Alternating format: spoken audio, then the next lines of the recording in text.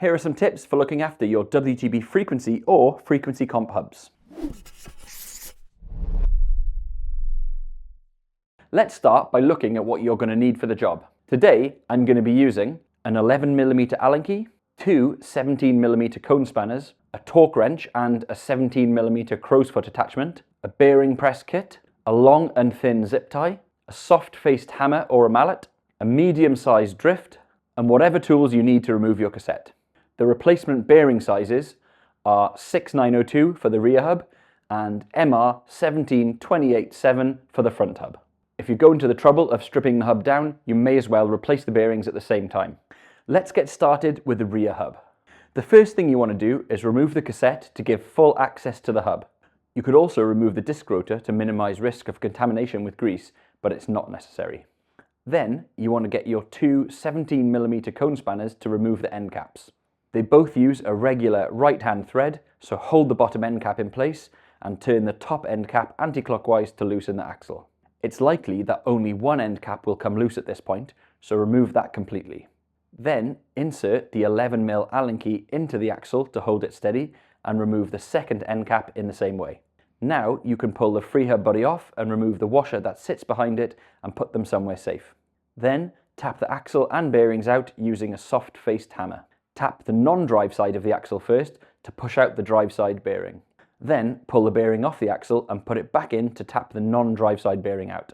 Now that it's fully disassembled, give all parts a good clean and inspect for damage or wear. Once you're happy that everything is ready to go, it's time to start reassembly. Lightly grease where the bearings are going to sit inside the hub, and then use the appropriate bearing press spacer to install the non-drive side bearing. Remove the press, lightly grease the axle and slide it back in from the drive side, making sure it's the correct way round. The short end goes to the non-drive side.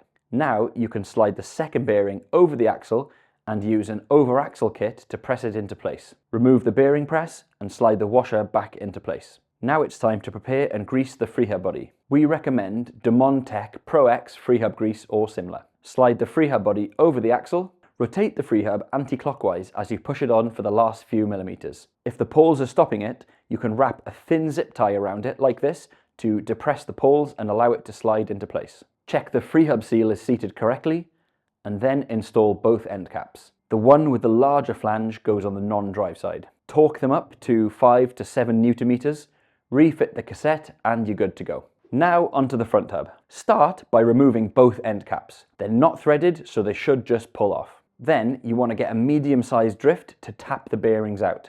Use the drift to push the axle sleeve out of the way and make sure you get a nice surface to tap against. Remove one bearing, pull the axle sleeve out, then tap out the second one. Now that it's fully disassembled, give all parts a good clean and inspect for damage or wear. Once you're happy that everything is ready to go, it's time to start reassembly. Lightly grease where the bearings are going to sit inside the hub and then use the appropriate bearing press spacer to install the non-drive side bearing. Pop the axle sleeve into place and install the second bearing. The last thing to do is push the end caps back into place and you're good to go. Thanks for watching, see you on the next video.